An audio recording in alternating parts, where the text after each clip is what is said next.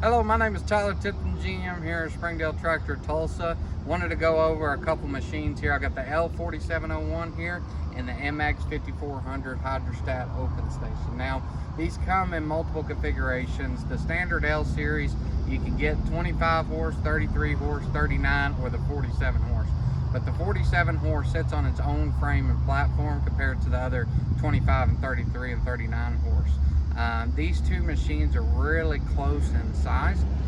There's a horsepower difference and a couple differences that I want to show you, a reason why you might pick one over the other. Now, the MX tractor you can get in 54 horse or a 60 horse, and you can get it in a gear drive, hydrostat, either one. It just depends on your preference. Now, MX, this is one of the last machines where you're getting a true hydrostat machine. These machines are the size where we start getting into, working them every day and doing some meaningful tasks when it comes to, on the farm, construction site, whatever your application is. This is when you start getting into that everyday work. Now, the L4701, this is one of our hottest tractors that we sell. Now, this bucket that's on here is not the bucket it comes with. It comes with the orange, but I'm going to show you, we've got a dirt pile here behind Kyle, and I'm going to show you the reasons why you might buy a hydrostat over a gear drive. And the main advantage is the hydrostat is when you're doing loader work, right? You can go back and forth real quick and easy, and I'll show you why and how easy that is compared to a gear drive. As where a gear drive, you're having to clutch and switch direction or change gears all the time and constant whenever you're moving dirt or doing dirt work. Now, the advantage of the gear drive is you're going to be able to go in a straight line, mow for however long you need to mow. If that's all you're doing, then an old-fashioned gear drive is going to be perfect for you, right? Now, the biggest difference between Kubotas and other manufacturers is it's going to be Kubota from top to bottom, right? Starting off with the loader. The loaders are made by Kubota, but they're skid steer quick attach, okay? So it's two handles here, you just pull them up. Anything that's got skid steer quick attach hookups, you can put pallet fork, grapple, whatever, right? Kubota realized there's a bunch of third-party companies that sell implements out there. They don't make every single implement that's made, so you can put those type of implements on this machine after you buy it, or whenever you buy it. We do carry other brands, so it gives you options, right? Now, if you notice, the hydraulic lines are ran on the inside of the boom here to keep from tree branches or anything like that hitting it. And then also you got these hard lines behind this boom here with a cover to keep from any spillage from the bucket, right? So if you got too much rock or something that spills over the bucket, it's not going to hurt these hard lines. A lot of them will put it on top and do a hard line with no guard, which is good. They're protected for the most part, but there is occasion where those get dented or bent or whatnot, and this gives it a little bit more protection. Okay, now if you come on over around here, the other advantage is the way the steering linkage is hooked up. So if you point down here at the axle here, you'll notice our linkage, the steering linkage is up in front of the axle, but it's above the axle, and the heft of that axle, you can see, I mean, it's 5 inches or more. It could take a little bit more of a beating than most tractors that are out there, right? Kubota tends to overbuild stuff, right? And you'll find some other competitors put the steering linkage behind it, and that's a claim of fame, but it's at the lowest point of the tractor, right? Now, this machine here, this is what we start selling to people that's moving round bales, right? Maybe they're not doing it every day, but they need to put round bales out on the weekend. The reason being, the lift capacity on this all the way to the top is a little over 1,200 pounds, and then down there at the bottom, about 2,400 pounds, and 4x6 bale on average is about 1,200 pounds, just depends on how wet it is. Now, you can come over here. Our loaders are able to take them off. You just got your pin here in the kickstand there where you can take them off, on and off real easy. The platform is mostly flat on this size machine. And then if you notice, the pedal on the back and forth for the hydrostat is a treadle pedal as opposed to a twin clutch. And the advantage of the the treadle pedal is there's no confusion of which goes forward and which goes back. It's very self-explanatory. Forward goes forward, back goes back.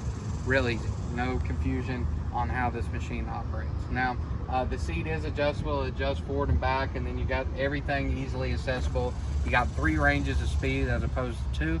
And you've got your you can put a cruise control on here, so if you're doing a little bit of loader work and dirt work, the best thing to do is get a hydrostat and put a cruise control on it. That way, whenever you're mowing, you set the cruise and you're good to go, right? And then you got your PTO switch over there, your 3-point position valve there. Very, you know, self-explanatory, just like any other tractor. But one of the things I like that they do with the 4701 is they do these pins as opposed to a turnbuckle. Okay, so you can put in, there's a spot where they've got it cut out to where it gives you the ability to move your linkage a little bit to hook up your implement, and then you can take that pin out and drop it where it's rigid to keep from that implement moving around. A lot easier than fighting that 3-point or fighting that turnbuckle, because over time those turnbuckles get a little rusted, as to where this is never going to get rusted. Now, size wise, right, this here at the PTO is going to have about 36 horsepower, right? Reasons why you might jump up over to the MX is you look at the heft of the rear end here. It's a little bit heavier tractor, right? The L4701 is about 3,300 pound, loader's about 1,500, so about 5,000 pound machine. This one weighs about a little over 500 pounds more with the loader. So it's about a 5,500 pound machine. So it's going to be able to handle a little bit heavier implements, but the main reason we usually jump up from the 4701 over to the MX is PTO horsepower, right? This size machine, you could start pulling a small batwing like the RC2512 that's made by Lampride.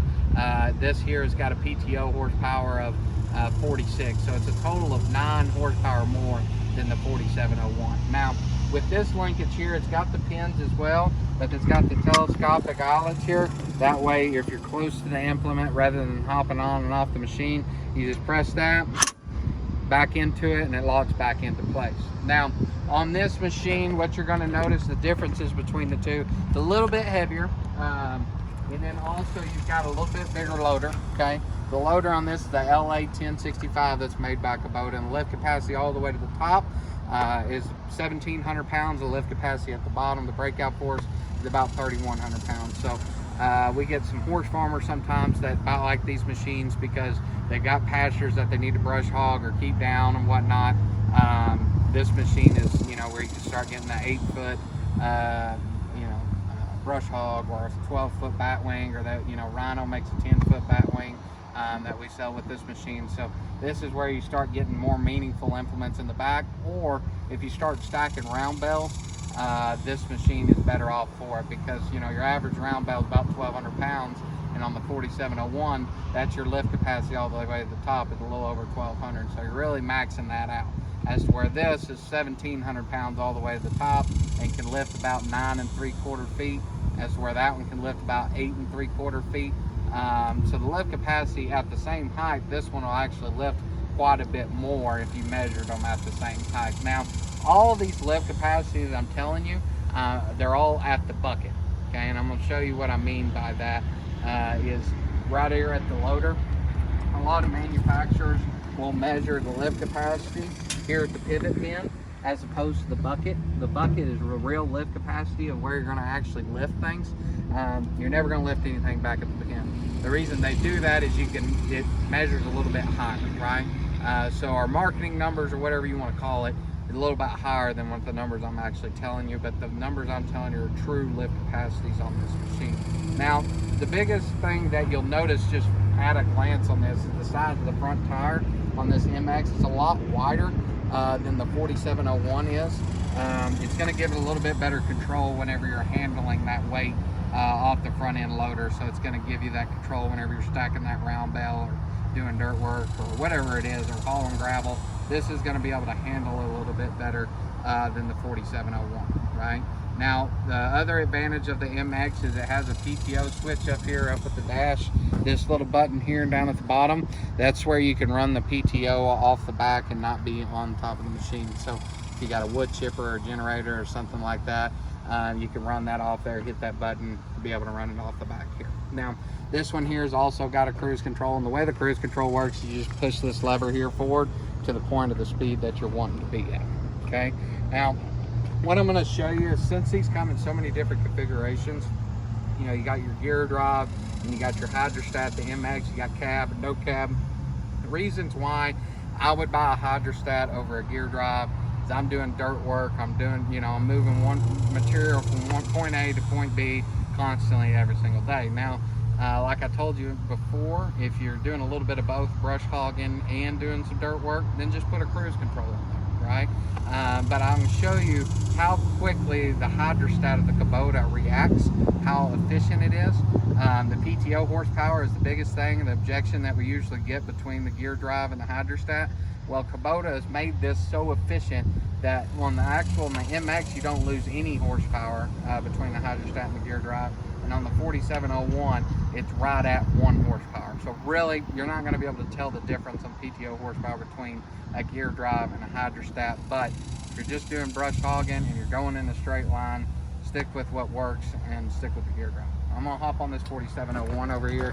The one I've got this black bucket that we just had laying around. Now I've got this dirt pile over here that I'm going to run this thing into. I'm not going to keep you all day, but I just want to show you, and I want you to notice how quickly this thing's reacting as soon as I hit the pedal, right? And you'll be able to tell if you had a gear drive, you're going to be sitting there clutching, changing the directions and whatnot. In this, you're going to see how fluid and easy I'll be able to change direction.